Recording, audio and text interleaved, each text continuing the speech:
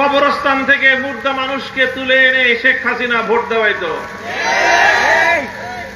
আমরা দীর্ঘ একটি ফ্যাসিবাদ, একটি স্বৈরাচারী শাসন ব্যবস্থা, গুম খুন হত্যাকাণ্ডের এক ভয়াল সময় অতিক্রম করে জীবন ও রক্তের বিনিময়ে শাহাদাতের নজরানা পেশ করে নতুন বাংলাদেশ গড়বার প্রত্যয় নিয়ে 24 জুলাই বিপ্লবের পরবর্তী এক নতুন দেশ গড়ার স্বপ্ন নিয়ে আমরা অগ্রসর হয়ে যাচ্ছি।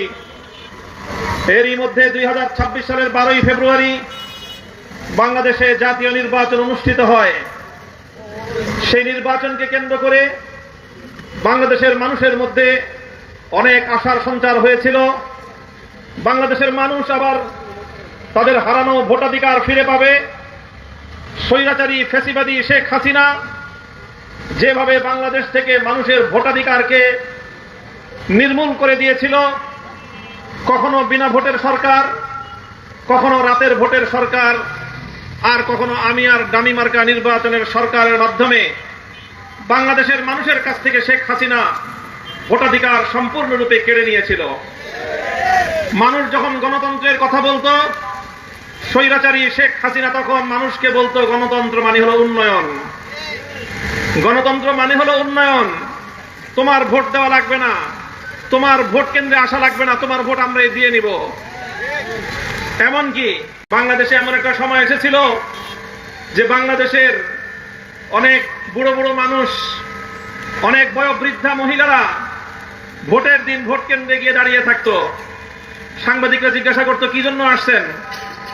আসছি আমার স্বামী কয়েক বছর আগে মারা গেছে, গত নির্বাচনে দিন দেখেছি যে ভোটের দিন এসে সে ভোট দিয়ে গেছে, তো আবার যদি ভোট দিতে আসে তো এই জন্য মৃত স্বামীর সাথে দেখা করার জন্য ভোট কেন্দ্রে এসেছে। এই ছিল বাংলাদেশের মানুষের ভোটাধিকারের অবস্থা।